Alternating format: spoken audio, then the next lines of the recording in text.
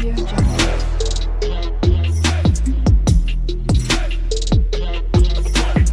Audio Jungle.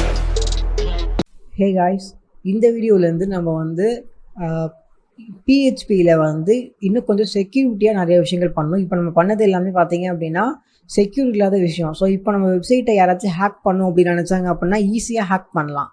ஓகேவா?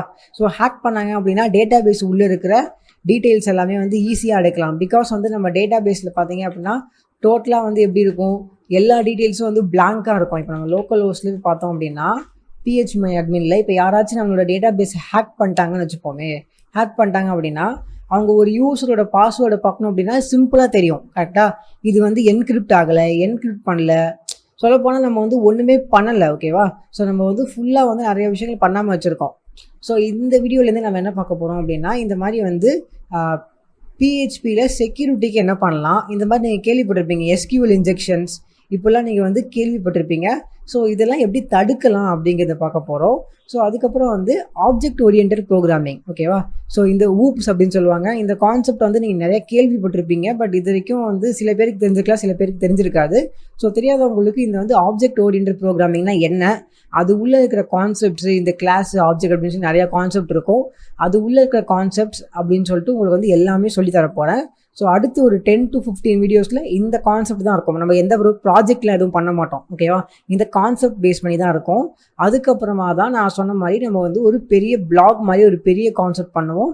So அப்போ தான் அந்த பெரிய ப்ராஜெக்ட் வரும். இப்போதைக்கு ஜஸ்ட் பேசிக்கான கான்செப்ட்ஸ்.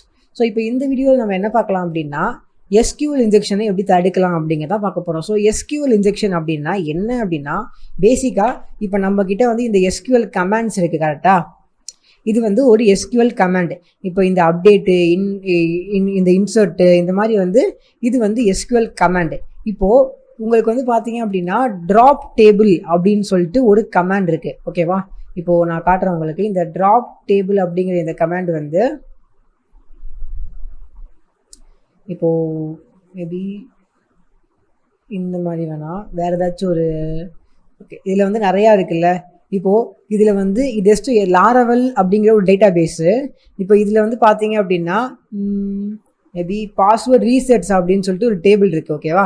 இப்போது இந்த டேபிளை நான் வந்து டெலீட் பண்ணணும் அப்படின்னா நான் வந்து எஸ்கியூஎல் கமாண்டில் நான் என்ன பண்ணுவேன், சிம்பிளாக எஸ்கியூஎல் கமாண்டில் போயிட்டு ட்ராப் அப்படின்னு போட்டு டேபிள் அப்படின்னு போட்டு இந்த டேபிள் நேம், ஓகேவா, இந்த டேபிள் நேமை நான் என்ட்ரு கொடுத்தேன் அப்படின்னா இப்போது நான் கோ கொடுத்தேன் அப்படின்னா எனக்கு பார்த்தீங்கன்னா இப்போ வந்து ட்ராப் எக்ஸிக்யூட் பண்ணுமான்னு கேட்கும். ஓகே கொடுத்தாச்சு அப்படின்னா பார்த்தீங்கன்னா ட்ராப் டேபிள் அப்படின்னு வந்துருச்சு. பட் ஒன்றுமே ஆன மாதிரி காட்டல. பட் என்ன இருக்கும் அப்படின்னா பார்த்தீங்க அப்படின்னா இப்போ அந்த பாஸ்வேர்ட் ரீசெட் அப்படிங்கிற அந்த ஒரு டேபிளே இல்லை. ஸோ இந்த ட்ராப் டேபிள் அப்படிங்கிற அந்த கமாண்ட் என்ன பண்ணும், டோட்டலாக வந்து அந்த டேபிள் வந்து ட்ராப் பண்ணும். ஓகேவா? ஸோ இப்போ வந்து இந்த 4 கமாண்ட் இருக்குது, அதோட ட்ராப் டேபிள் அப்படிங்கிற கமாண்டும் இருக்குது. இப்போ இந்த எஸ்கியூஎல் இன்ஜெக்ஷன் அப்படின்னா என்ன பண்ணுவாங்க, நம்ம வந்து இந்த மாதிரி வந்து டைப் பண்ணி நம்ம சர்வருக்கு ஏதாச்சும் ஒரு விஷயத்தை சென்ட் பண்ணுவோம். கரெக்டாக? இப்போ இங்கே ஏதாச்சும் ஒன்று டைப் பண்ணாங்க அப்படின்னா அதை வந்து நம்ம டேட்டா பேஸுக்கு சென்ட் பண்ணுவோம். கரெக்டாக? நம்ம எஸ்கியூஎலுக்கு நம்ம சென்ட் பண்ணுவோம். இப்போது இந்த இடத்துல வந்து அவங்க என்ன பண்ணுவாங்க அப்படின்னா ஏதாச்சும் வந்து ஒரு எஸ்கியூஎல், ஓகேவா, எஸ்கியூஎல் கமாண்டு போடுவாங்க. இப்போ எக்ஸாம்பிளுக்கு வந்து இந்த மாதிரி வந்து அவங்க ட்ராப் டேபிள் அப்படின்னு சொல்லி இப்படி போட்டாலாம் ஒர்க் ஆகாது. ஓகேவா?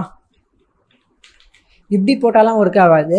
அவங்க எப்படி பண்ணுவாங்க அப்படின்னா ட்ராப் டேபிள் அப்படின்னு போட்டுட்டு இந்த இடத்துல வந்து இந்த மாதிரிலாம் பண்ணுவாங்க, இப்படிலாம் பண்ணுவாங்க. ஸோ இந்த மாதிரிலாம் பண்ணிவிட்டு இந்த இடத்துல வந்து மேபி ஒரு ஹேஷ்டேக் போடுவாங்க, இல்லை யூசர்ஸ் அப்படின்னு போட்டு ஹேஷ்டேக் போட்டு கம்ப்ளீட் பண்ணிடுவாங்க. ஸோ இந்த கான்செப்ட்லாம் நீங்கள் வந்து எஸ்கியூஎல் இன்ஜெக்ஷன் அப்படிங்கிற வரும். ஸோ இதெல்லாம் இந்த கோர்ஸ் நான் கற்றுக் கொடுக்க போகிறதில்ல. ஏன் இப்படி வருது, ஏன் இப்படி போகிறாங்க அப்படிங்கிறத நான் கற்றுக் கொடுக்க போகிறதில்ல. பிகாஸ் இதெல்லாம் வந்து ஹேக்கிங் கான்செப்டில் வரும். ஓகேவா? ஸோ உங்களுக்கு இந்த மாதிரி கான்செப்ட் உங்களுக்கு தெரிஞ்சுக்கணும் அப்படின்னா என் வெப்சைட்லேயே வந்து ஹேக்கிங் கோர்ஸ் இருக்குது, வெப்சைட் ஹேக்கிங் கோர்ஸ் இருக்குது.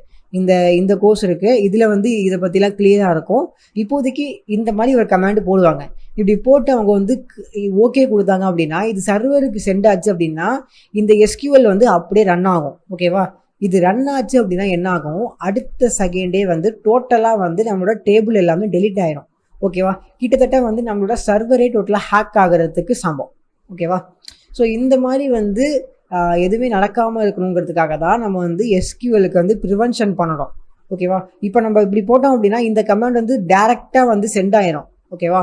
ஏன் அப்படின்னா இப்போ நான் வந்து உங்களுக்கு ஒரு எக்ஸாம்பிள் காட்டுறேன். இப்போ இந்த கிரியேட்டில் வந்து இந்த 2 விஷயம் இருக்கு இல்லையா, இதை நான் இப்போதைக்கு கமெண்ட் பண்ணிடுறேன். பிகாஸ் இதை நான் டேட்டா பேஸ்க்கு சென்ட் பண்ண விரும்பலை, அதனால இப்படி பண்ணிடுறேன். நான் என்ன பண்ணுறேன், எக்கோ யூசர் நேம் அப்படின்னு பண்ணுறேன். ஸோ இப்போ வந்து யாராச்சும் இங்கே எதாவது சென்ட் பண்ணாங்கன்னா அது எக்கோ ஆகும். கரெக்டாக க்ரியேட் பண்ணுறேன், பார்த்தீங்களா. ஸோ அந்த டேபிள் அந்த இந்த கமாண்ட் வந்து அப்படியே சென்ட் ஆகிருக்கு, எந்த ஒரு இஷ்யூவும் இல்லாமல்.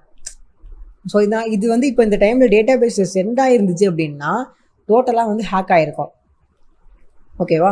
ஸோ இதை ஹேக் ஆகாமல் நம்ம தடுக்கிறதுக்காக தான் நம்ம வந்து ஒரு எஸ்கியூஎல் ப்ரிவென்ஷனை யூஸ் பண்ணுறது. ஸோ இந்த எஸ்கியூஎல் ப்ரிவென்ஷன் அப்படின்னா என்ன அப்படின்னா, இப்போ இந்த ஒரு ஃபங்க்ஷன் காட்டுறேன், மை எஸ்கியூஎல்ஐ அப்புறம் ரியல் அப்படின்னு போட்டு எஸ்கேப் ஸ்ட்ரிங். ஓகேவா. இது வந்து ரொம்ப ஒரு ஓல்டான மெத்தட் ப்ளஸ் வந்து பட் இது சிம்பிளான மெத்தட். ஓகேவா. இப்போ இது என்ன பண்ணும் அப்படின்னா, இப்போது இந்த இடத்துல ஓகேவா, இந்த ஃபங்க்ஷன் உள்ள நான் ஏதாச்சும் ஒரு வேரியபிளை போட்டேன் அப்படின்னா, இந்த யூசர் நேம் அப்படிங்கிற இந்த வேரியபிள் போட்டேன் அப்படின்னா, இந்த வேரியபிளில் வந்து ஏதாச்சும் இந்த மாதிரி வந்து ஒரு எஸ்கியூஎல் கமாண்ட் ரன் பண்ணியிருந்தாங்க அப்படின்னா அது என்ன பண்ணும், அதை வந்து பைபாஸ் பண்ணோம். கொஞ்சம் அனானிமஸான கோடு போட்டு பைபாஸ் பண்ணோம். இப்போ நான் அதை உங்களுக்கு காட்டுறேன். இப்போது நான் இதை எக்கோ பண்ணுறேன், இந்த இடத்துல போட்டு இதை எக்கோ பண்ணுறேன். ஓகேவா. ஸோ இப்போ நான் வந்து இதே கமாண்டை காப்பி பண்ணிட்டு நான் இங்கே பேஸ்ட் பண்ணி இதை காப்பி பண்ணி பேஸ்ட் பண்ணிட்டு நான் ஏதாவது பாஸ்வேர்ட் போட்டு கிரியேட் கொடுக்குறேன். எனக்கு பார்த்தீங்க அப்படின்னா தப்பாக வந்திருக்கு. பிகாஸ் இது 2 பேராமீட்டர்ஸ். 2 பேராமீட்டர் கேட்கும். என்ன அப்படின்னா கனெக்ஷன், நம்ம டேட்டா பேஸ் டீட்டெயில்ஸ் முதல்ல கேட்கும். ஓகேவா. பிகாஸ் வந்து இது வந்து டேட்டா பேஸ் டீட்டெயிலை வச்சு தான் வந்து MySQLங்கிற ஃபங்க்ஷன் வந்து எப்போவுமே ஒர்க் ஆகும். ஓகேவா. அதனால வந்து டேட்டா பேஸ் டீட்டெயில்ஸ் கேட்கும். ஸோ டேட்டா பேஸ் டீட்டெயில்ஸ் இருந்தால் மட்டும்தான் இதால் வந்து MySQL ஸ்ட்ரிங்ஸை வந்து எஸ்கேப் பண்ண முடியும். ஓகேவா. ஸோ இப்போது நம்ம ஃபஸ்ட்டு பேராமீட்டரில் டேட்டா பேஸ் டீட்டெயில்ஸ் போட்டிருக்கோம். அடுத்த பேராமீட்டரில் நம்ம என்ன வேரியபிளில் வந்து எந்த வேரியபிளில் வந்து இந்த எஸ்கியூஎல் கமாண்ட் இருக்கோ அந்த வேரியபிளை போட்டிருக்கோம். இப்போ நான் வந்து இதே கனெக்ஷனை போடுறேன். இப்போது இந்த மாதிரி ஒரு கமாண்டு போடுறேன். ஓகேவா. இப்படி போடுறேன். செலக்ட், இது கூட எஸ்கியூஎல் கமாண்டு தானே. க்ரியேட் கொடுக்குறேன். இப்போது எனக்கு நான் சேவ் பண்ணணும். ஃபஸ்ட்டு க்ரியேட் கொடுக்குறேன். எனக்கு பார்த்தீங்க அப்படின்னா நான் கமாண்டு போட்டது இந்த கமாண்டு. ஓகேவா. பட் எனக்கு எப்படி வந்திருக்கு பாருங்கள், இந்த இடத்துல வந்து ஒரு ஸ்லாஷ் வந்திருக்கு. ஓகேவா. இப்போது நான் அதை காப்பி பண்ணி இந்த இடத்துல பேஸ்ட் பண்ணி காட்டுறேன். ஸோ இந்த இடத்துல வந்து ஒரு ஸ்லாஷ் வந்திருக்கு இப்படி. ஸோ இந்த மாதிரி ஒரு ஸ்லாஷ் வந்திருக்கு. பட் இதில் பார்த்தீங்க அப்படின்னா இப்படி ஒரு ஸ்லாஷ் நம்ம போடவே இல்லை. ஸோ என்ன பண்ணுது லிட்ரலி அப்படின்னா, இது வந்து எஸ்கியூஎல் வந்து எடுத்துக்காத மாதிரி ஒரு ஃபார்மேட்டில் கன்வெர்ட் பண்ணி இது வந்து சென்ட் பண்ணிடுது. அதனால் இந்த ஒரு பர்டிகுலர் கமாண்ட் வந்து டேட்டா பேஸுக்கே சென்ட் ஆனாலும் அதை வந்து டேட்டா பேஸ் வந்து கண்டுக்காது. ஓகேவா. ஸோ இந்த ஸ்ட்ரிங்ஸை இந்த ஒரு கோட்ஸ் வந்து எஸ்கேப் பண்ணிடும். அதனால் டேட்டா பேஸை கண்டுக்காது. இப்படி இருக்கிறதுனால இப்போ என்ன இருக்கும், இப்போ நான் வந்து இதை ஆன் பண்ணாலும், இப்போ இந்த விஷயம் இருக்குல்ல, இதை ஆன் பண்ணிவிட்டு நான் என்ன பண்ணுறேன், இங்கே வந்து எக்கோ பண்ணக்கூடாது நம்ம. ஓகேவா. நம்ம என்ன பண்ணோம் அப்படின்னா, இந்த கமாண்ட் இருக்கு இல்லையா, நான் வந்து இதை இங்கே பேஸ்ட் பண்ணிவிட்டு யூசர் நேமுக்கு பதிலாக நான் என்ன பண்ணுறேன் அப்படின்னா, இந்த போஸ்ட் வேரியபிள் இருக்குல்ல, இந்த வேரியபிள் தூக்கி இங்கே நான் போட்டுறேன். ஓகேவா. ஸோ இப்போ என்ன ஆகும், இதில் இப்போது இந்த வேரியபிள் இந்த ஃபங்க்ஷனுக்கு வந்து 2 விஷயங்கள். ஒன்று வந்து கனெக்ஷன், டேட்டா பேஸோட யூசர் நேம் பாஸ்வேர்டு கேட்கும். ரெண்டாவது வந்து இந்த வேரியபிள். ஸோ இதுவும் ஒரு வேரியபிள் தானே. ஸோ இப்போ இந்த வேரியபிளில் என்ன ரிசல்ட் இருக்கோ அதை கன்வெர்ட் பண்ணி யூசர் நேமில் சேவ் பண்ணிடும். ஸோ இப்போ நம்ம அந்த யூசர் நேமை சென்ட் பண்ணோம் அப்படின்னா பிரச்சனையே கிடையாது. இப்போ நான் சேவ் பண்ணிவிட்டு இப்போ நான் இந்த கமாண்டே இருக்கட்டும், இப்போ நான் வந்து அடித்து க்ரியேட் கொடுத்துட்றேன். எனக்கு வந்து சென்ட் ஆகிடுச்சு. ஓகேவா. இப்போ நான் லோக்கல் ஹோஸ்ட்டில் வந்து phpMyAdmin போய் பார்க்குறேன். ஃபஸ்ட் டிபியில் யூசர்ஸ் அப்படிங்கிற காலமில் எனக்கு எப்படி இருக்குது பாருங்கள். எனக்கு வந்து இந்த கமாண்ட் அப்படியே சென்ட் ஆகிருக்கு. சென்ட் ஆகியும் எனக்கு வந்து எந்த ஒரு எரருமே வரல.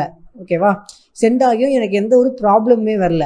இப்போ இதுவே நான் வந்து இப்படி பண்ணுறேன். எப்படின்னா, இந்த MySQL ஸ்ட்ரிங் இருக்குல்ல, இதை நான் போடவே இல்லை. ஓகேவா. இதை போடவே இல்லை, நான் இதை எடுத்துடுறேன். இப்போ எடுத்துட்டு இப்போ நான் அதே மாதிரி இந்த கமாண்டை வந்து நான் சென்ட் பண்ணுறேன். பாருங்கள், இப்போ நான் இதை வந்து எடுத்துட்டேன். இப்போ நம்ம நார்மலாக இருக்குது. இப்போ நான் சென்ட் பண்ணுறேன். எனக்கு query failed அப்படின்னு சொல்லிட்டு எரர் வருது. ஓகேவா. ஸோ எரர் வரும். அடுத்த டைம் வந்து அவங்க வந்து இப்போ எரர் வருது. ஓகேவா. பட் அவங்க பவர்ஃபுல்லான ஒரு SQL இன்ஜெக்ஷன் பண்ணியிருந்தாங்க அப்படின்னா அந்த கமாண்ட் வந்து சென்ட் ஆயிரும். அதனால நம்ம டோட்டல் சர்வரும் ஹேக் ஆயிரும். ஓகேவா. பட் இப்போ நம்ம வந்து இந்த மாதிரி வந்து SQL ஸ்ட்ரிங்கை எஸ்கேப் பண்ணோம் அப்படின்னா ப்ராப்ளமே இல்லை. நீங்கள் அதே தான் இங்கேயும் பண்ணணும். இங்கேயும் இந்த மாதிரி வந்து எஸ்கேப் பண்ணிடுங்க. ஸோ எஸ்கேப் பண்ணிட்டு அதுக்கப்புறம் நீங்கள் சென்ட் பண்ணீங்க அப்படின்னா உங்கள் பாஸ்வேர்டில் அந்த எஸ்கியூஎல் கமாண்டு போட்டாலும் சரி, அவங்க வந்து யூசர் நேமில் அந்த எஸ்கியூஎல் கமாண்டு போட்டாலும் சரி, நம்ம சிஸ்டம் வந்து ஹேக் பண்ணவே முடியாது. நம்ம சர்வர் வந்து ஹேக்கே ஆகாது. பிகாஸ் அவங்க என்ன போட்டாலும் அதை வந்து நம்ம வந்து மாற்றிட போகிறோம். ஓகேவா? அதை மாற்றிட்டு மறுபடியும் டேட்டா பேஸில் போய் கரெக்டாக சேவ் ஆயிரும். பார்த்தீங்கன்னா இந்த கமாண்ட் எக்ஸிக்யூட்டே ஆகலை, பட் நான் முன்னாடி போட்ட கமாண்ட் வந்து எக்ஸிக்யூட் ஆச்சு கரெக்டாக. ஸோ இதான் எஸ்கியூஎல் இன்ஜெக்ஷன்லேருந்து உங்களை ப்ரிவென்ஷன் பண்ணுறதுக்கு ஒரு மெத்தட். ஓகேவா? ஸோ சிம்பிளான மெத்தட் இது.